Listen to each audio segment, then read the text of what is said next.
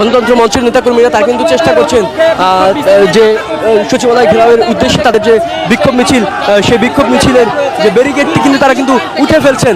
দেখতে পাচ্ছেন দর্শক দেখতে পাচ্ছেন ওই চেয়ার থেকে কিভাবে টেনে হিস্টে কামাতে হবে সেই পদ্ধতি কিন্তু আমাদের জানা আছে। আসসালামু আলাইকুম, আপনারা সবাই কেমন আছেন? আশা করছি সবাই ভালো আছেন। আমি আপনাদের কাছে দেখাবো সরমনাই ফিরের ওপর হামলাকে কেন্দ্র করে সারা দেশে তোলপাড় শুরু হয়ে গেছে। আর এইবার ভেঙে ফেললো পুলিশের দেওয়া বাঁধ, যা আপনারা দেখলে অবাক হয়ে যাবেন। আর এইদিকে মাননীয় প্রধানমন্ত্রী শেখ হাসিনাকে কঠিন হুঁশিয়ারি সংকেত দিলেন আলেমরা, যা শুনলে আপনারা অবাক হয়ে যাবেন। তো আমি আপনাদের কাছে এই দুটি ভিডিও ফর্মসাকারে দেখাবো। আজকের এই ভিডিওটি অত্যন্ত গুরুত্বপূর্ণ। আমি আশা করবো যে আপনারা সম্পূর্ণ ভিডিওটি দেখবেন, আর এই সম্পূর্ণ ভিডিওটি দেখলেই বিস্তারিত জানতে পারবেন। আর এই ভিডিওটি দেখানোর আগে আপনাদের কাছে ছোট্ট একটি রিকোয়েস্ট, আপনারা যদি আমার চ্যানেলে নতুন হয়ে থাকেন তাহলে একটু নিত্যতর আপডেট নিউজ সবার আগে পেতে আমার এই চ্যানেলটি সাবস্ক্রাইব করে আমার সাথেই থাকুন। আর এখন চলুন আমরা প্রথমে দেখে আসি পুলিশের দেওয়া সেই বাঁধ কিভাবে ভেঙে ফেললো দেশের সাধারণ জনগণ।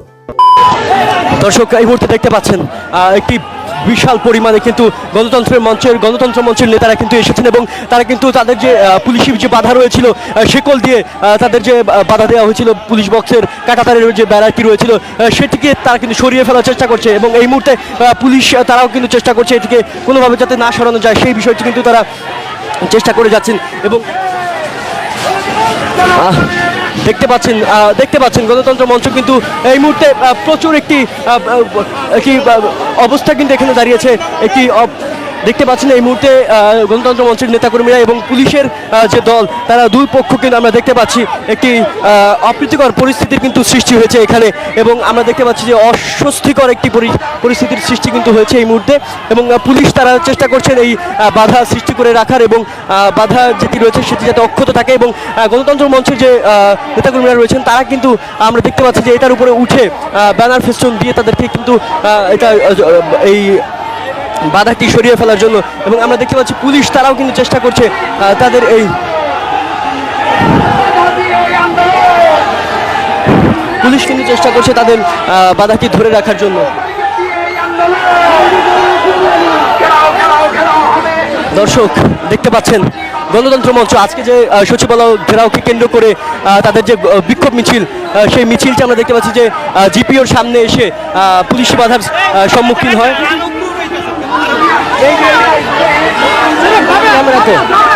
এবং আমরা যদি বলি যে পুলিশি বাধার সম্মুখীন হয়েছে এবং সেই বাধাকে অতিক্রম করবার জন্য তারা দেখতে পাচ্ছি প্রাণপণ চেষ্টা করে যাচ্ছে গণতন্ত্র মঞ্চ। এবং একই সাথে গণতন্ত্র মঞ্চের নেতাকর্মীরা একটা পাশ কিন্তু এই মুহূর্তে আমরা দেখতে পাচ্ছি সরিয়ে ফেলেছে প্রায়। এবং সরিয়ে ফেলার কারণে গণতন্ত্র মঞ্চের যে নেতাকর্মীরা রয়েছেন তারা কিন্তু চেষ্টা করছেন এটা সরিয়ে তারপর সচিবালয় ঘেরাও করার জন্য। এবং আমরা দেখতে পাচ্ছি যে পুলিশ তারা কিন্তু চেষ্টা করছে তাদের বাধাকে ধরে রাখার জন্য।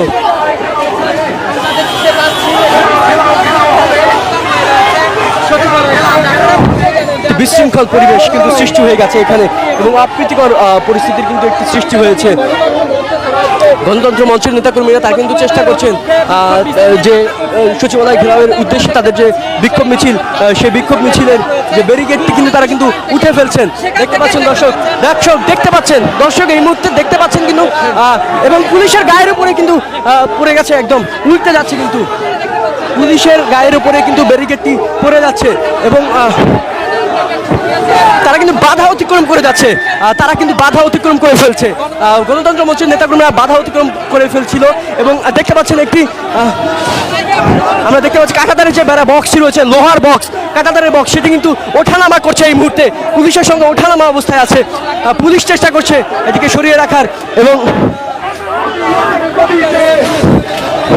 দেখতে পাচ্ছেন একজন শুয়ে পড়েছে এবং দর্শক পুলিশের বাধা অতিক্রম করে ফেলছে, কিন্তু বাধা অতিক্রম করে ফেলছে পুলিশের, আমরা দেখতে পাচ্ছি পুলিশের বাধা অতিক্রম করে ফেলছে।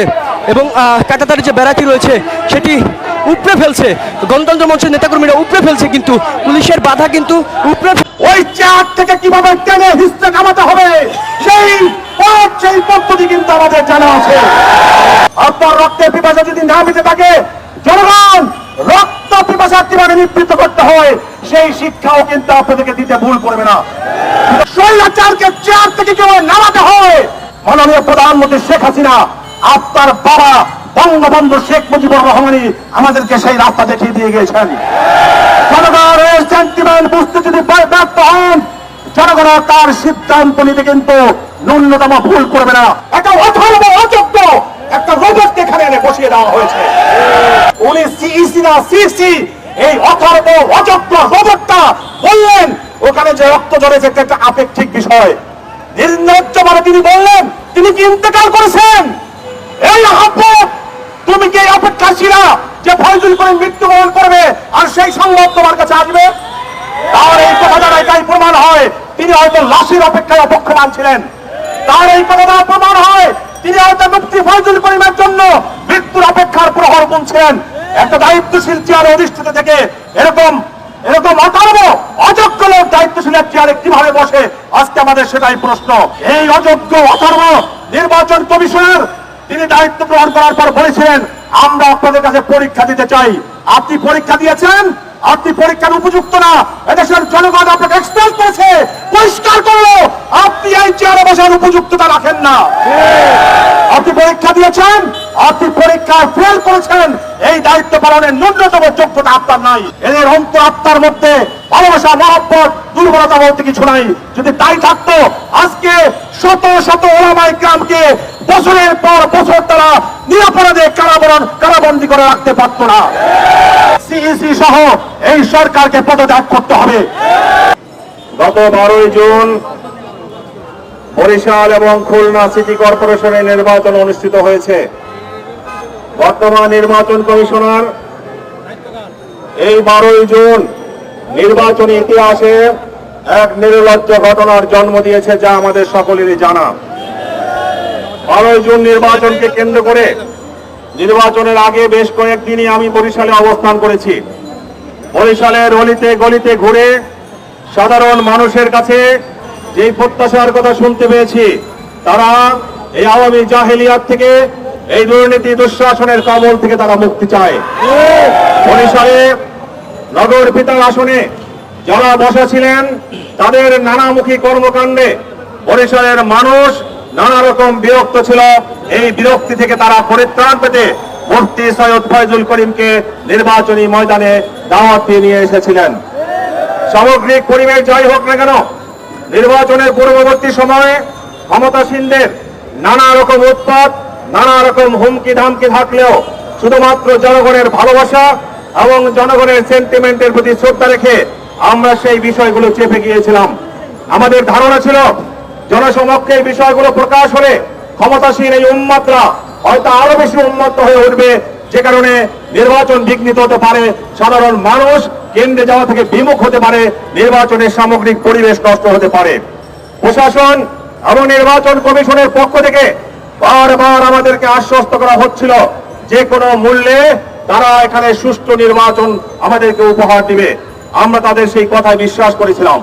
নির্বাচনের পূর্বদিন পর্যন্ত প্রশাসনের ভূমিকা নিয়ে নানা রকম প্রশ্ন থাকলেও আমরা সেই বিষয়গুলো চেপে গিয়েছিলাম। কিন্তু দুর্ভাগ্যজনক বাস্তবতা হলো নির্বাচনের পূর্বের রাত্রে নির্বাচন কমিশন এবং প্রশাসনের চেহারা সম্পূর্ণরূপে পাল্টে যায়। আমি আশা করছি যে আপনারা সকলে ভিডিওটি দেখেছেন আর মাননীয় প্রধানমন্ত্রী শেখ হাসিনাকে নিয়ে এক আলিম কি বলেছেন সেটা বুঝতে পেরেছেন। আপনার যদি এই বিষয়ে কোনো মতামত থাকে আমাকে অবশ্যই কমেন্টে জানাবেন। আর আপনারা যদি চ্যানেলে নতুন হয়ে থাকেন তাহলে আমার এই চ্যানেলটি সাবস্ক্রাইব করে আমার সাথেই থাকুন। তো দেখা হচ্ছে পরবর্তী কোনো একটি ভিডিওতে। সে বন্ধু সবাই ভালো থাকবেন, সুস্থ থাকবেন। আল্লাহ হাফেজ।